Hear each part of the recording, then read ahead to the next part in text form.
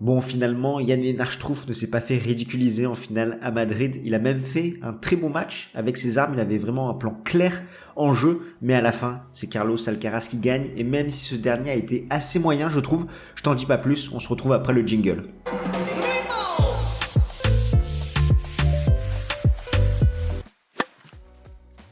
Pour la pépite espagnole, c'est le 4e titre en Masters 1000, le 10e titre en carrière, son 7e titre sur terre battue, et c'est le 2e joueur à défendre son titre à Madrid, après un certain Rafael Nadal, c'était entre 2013 et 2014. Il fait un 4 sur 4 en finale de Masters 1000, sachant que pour le moment, il n'a pas perdu à ce stade de la compétition. Il fait aussi bien que Michael Chang et Jim Courier. Là, je t'ai posé le contexte. Si on revient un petit peu sur le match, Alcaraz s'impose 6-4, 3-6, 6-3 contre Struff. Et je trouve la performance de l'Espagnol assez moyenne, du moins sur une majorité de la rencontre, étant donné qu'il a paru très tendu. Forcément, c'était le grandissime favori. Quand tu joues Struff, qui joue seulement sa 2e finale, il n'avait aucun titre à son compteur, une seule finale à Munich en 2025, bah forcément, t'es Carlos Alcaraz, tu dois gagner ce match, d'autant plus que c'était un lucky loser, qu'il avait passé énormément de temps sur le court. Et là, il a paru aussi assez rapidement frustré, il s'agaçait au niveau de sa performance côté coup droit. C'était pas ça, beaucoup de déchets, et surtout, un Jan Lennart Struff qui a su appuyer sur les points faibles de son adversaire. Je pense notamment au niveau du service, où l'Allemand s'est engouffré dès qu'il le pouvait en agressant dès que possible Alcaraz, et ça se voit au niveau des statistiques, sachant que dans le premier set, c'est seulement 57% de points gagnés sur sa première balle, et dans le second set, 65%. Après, il va réussir à corriger le tir, notamment dans le 3e set, une fois qu'il aura sauvé cette balle de break à 1 partout, il va commencer à relâcher le bras, à faire très bien le jeu, à retrouver son service plus sain. Là, il va faire la différence avec 84% de réussite derrière. Et quand je te parle de la performance d'Alcaraz, il y a 2 lectures possibles. La première, une lecture plutôt positive, de se dire que finalement, cette semaine, et même depuis le début de la saison sur terre battue, il est assez moyen. Il a quelques matchs comme ça où il fait des masterclass, je pense notamment à sa finale contre Stefanos Tsitsipas à Barcelone, même si d'un point de vue tactique et d'un point de vue du match-up, l'Espagnol a l'avantage, mais voilà, de temps en temps il fait de très bons matchs, et après globalement c'est assez moyen. Il y a eu Ruusuvuori, il y a eu Dimitrov dans le second set où il arrive à remonter, pareil contre Khachanov où quand même le Russe a 2 balles de 5-1 dans le 2e set, mais par rapport à cette lecture positive, on a un joueur très jeune qui a 20 ans, qui arrive justement dans ces moments tendu dans ses fins de set à faire la différence, à se concentrer, à vraiment déployer son meilleur niveau quand il le faut, comme un Roger Federer, comme un Rafael Nadal, comme un Novak Djokovic. C'est vraiment la marque des grands de savoir monter le curseur vraiment quand tu sens que ton adversaire il peut flancher, et ça c'est très très fort de sa part. Par contre, on peut également avoir une lecture un petit peu plus négative, de se dire, Alcaraz, forcément, il est favori pour Roland Garros, il fait partie de cette shortlist, mais qu'est-ce que ça va donner sur 2 semaines, sur un format 3-7 gagnants, au meilleur des 5 manches? Est-ce qu'il va réussir à maintenir ce niveau sur la durée? Parce qu'on sait, sur terre battue, il s'expose un petit peu plus, il a un jeu très à risque, où il est agressif des 2 côtés, il a une faible marge de sécurité par rapport au filet, ce qui n'était pas le cas d'un Rafael Nadal à l'époque, ce qui fait que à des moments, il peut plus vendanger, aller à la faute plus rapidement, et sur des formats longs comme ça, il peut perdre un peu d'énergie, ça peut faire des sets un petit peu compliqués, et là il a tout à montrer, parce qu'il s'est imposé certes à l'US Open, mais à Roland Garros il a tout à montrer. L'an dernier il a perdu en quart de finale contre Alexander Zverev, donc c'est peut-être le petit point d'interrogation qu'on peut mettre concernant l'Espagnol, en plus de son physique, où il a vraiment cette épée de Damoclès au-dessus de ta tête. Il s'est blessé pas mal de fois en fin de saison dernière, en début de saison, mais là à se dire, est-ce qu'il va réussir à produire un très bon niveau sur l'ensemble de la quinzaine, ou est-ce qu'il va pas avoir trop de petits trous d'air par-ci par-là, qui vont finalement lui coûter un autre titre en Grand Chelem, notamment à Roland Garros. Donc il fait partie des favoris, il y a du positif dans ce match, et par rapport à cette semaine, comme je te l'ai dit, vraiment par rapport à ce bagage qu'il a, cette confiance qu'il a par rapport à ses adversaires qui taillent déjà patron, mais en Grand Chelem, à Roland Garros, il a encore des choses à montrer, à voir ce que ça va donner, et il faudra scruter ça de très très près. J'ai quand même envie de te parler de son adversaire, Jan Lennart Struff, qui m'a bluffé d'un point de vue tactique sur ma preview que je te mets ici. J'avais les bonnes clés par rapport à la dynamique du service, du retour, que c'est là qu'il pouvait faire la différence. On sait que Jan Lennart Struff, c'est un joueur très agressif, très puissant du fond du court, notamment avec son coup droit, et que pour faire la différence, il allait devoir très bien servir, passer un maximum de premières balles, regarder les zones de retour de son adversaire, s'il était loin pour derrière enchaîner avec un service volé, ou au contraire s'il se rapprochait de sa ligne, donc là enchaîner des grosses premières et derrière claquer un super coup droit.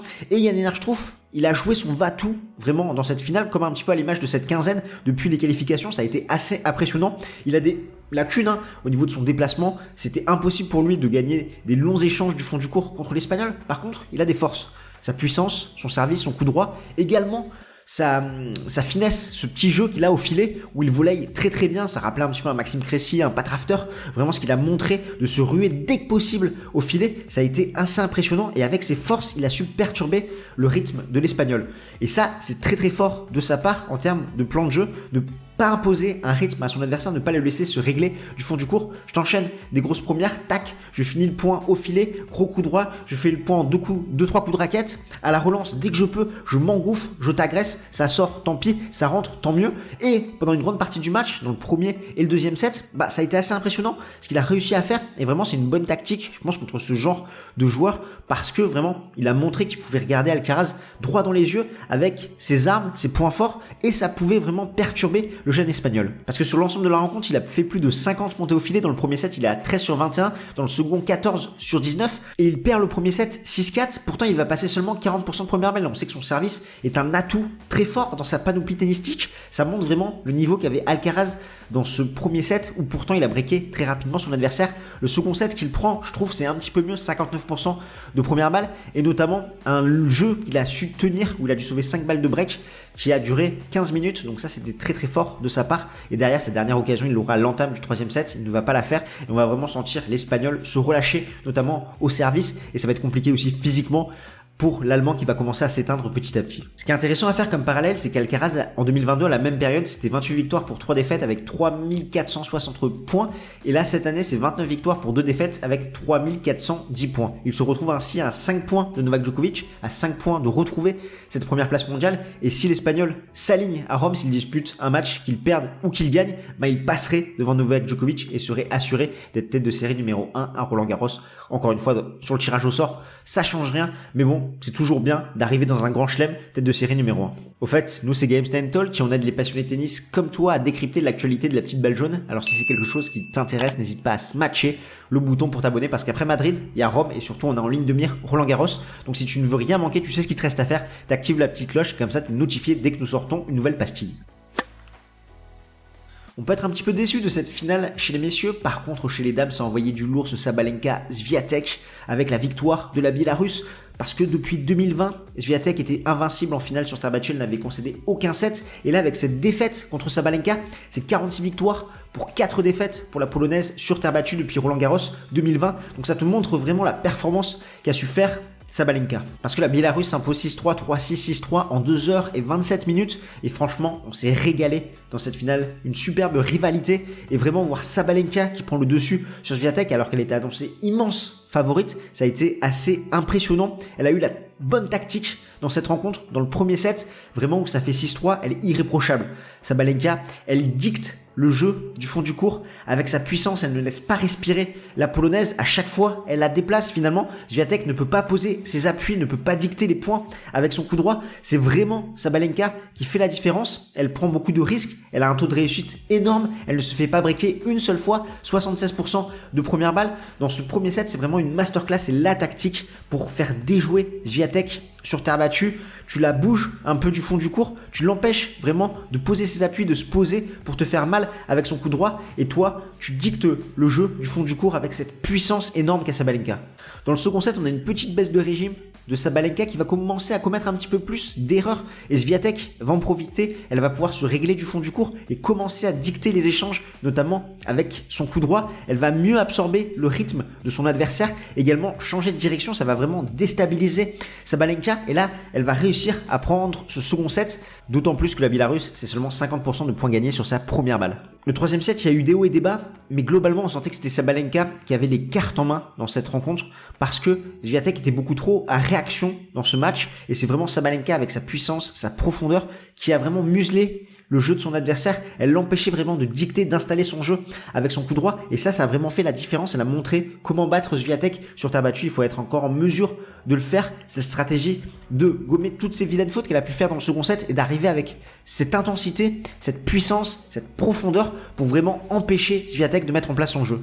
Et quand même, Sabalenka, elle prend 1900 points d'avance à la race sur Swiatek. Elle décroche son 13e titre, son 2e titre à Madrid après 2021. Et elle a déjà amassé 1000 points de plus que sur l'ensemble de la saison 2022, Sabalenka. Donc ça, c'est très très costaud de sa part. Elle confirme vraiment ses bonnes sensations après son titre l'année à l'Open d'Australie en début d'année.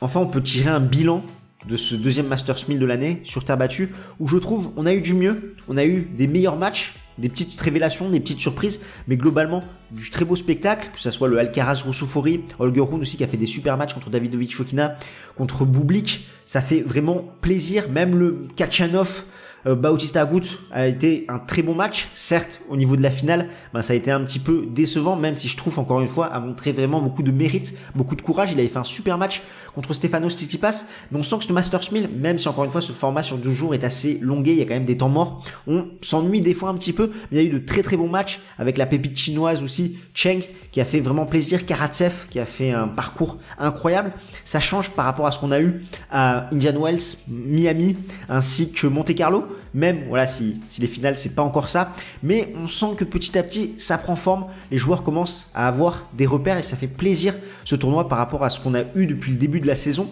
où d'un point de vue tennistique, certes encore une fois je suis totalement d'accord, c'est une période de transition, c'est une nouvelle histoire qui est en train de s'écrire, mais c'était un petit peu décevant, là ça a fait plaisir, et après voilà à la fin c'est encore une fois Carlos Alcaraz qui gagne cette jeune pépite espagnole, et en plus on a eu une super finale du côté des dames avec ce Big Three qui commence à s'installer, Swiatek, Sabalenka, Rybakina, qui est un peu disparu sur terre battue, mais ça fait plaisir et ça promet vraiment des belles choses pour la suite. Un mot quand même du circuit Challenger, sachant que cette semaine il y avait l'Open d'Aix-en-Provence où Andy Murray s'est imposé en finale contre Tommy Paul. On a eu la chance de couvrir l'événement, beaucoup de plaisir, et franchement cette rage de vaincre de la part du Britannique c'est impressionnant, il a une hanche en métal, mais le mec il se bat sur tous les points, franchement c'est très très costaud de sa part. Il avait commencé une saison sur terre qui était vraiment compliquée, il a retrouvé un petit peu de confiance sur cette semaine aixoise, donc ça fait plaisir. Hugo Humbert qui s'impose également en Challenger contre Djere, donc voilà le français qui peut gagner sur terre battue. Et on terminera par Rafael Nadal qui a déclaré forfait pour Rome, où ça devient de plus en plus inquiétant. Il y a des signes positifs, il l'a dit, par rapport à ce nouveau traitement, mais c'est encore trop juste pour qu'il puisse concourir au haut niveau. Il a 3 semaines avant le début de Roland Garros et il pourrait jouer en 8e à Alcaraz, un Djokovic, donc ça risque d'être très très compliqué. Bien sûr, on va surveiller ça de très très près. Je te le disais, on a eu la chance de couvrir l'Open d'Aix-en-Provence. Je t'invite à aller voir cette interview qu'on a eue avec mon fils, où vraiment le français se livre à cœur ouvert par rapport à ses difficultés du moment, ses obstacles, également ses objectifs à court et moyen terme. Je t'en dis pas plus et on se retrouve de l'autre côté de l'écran.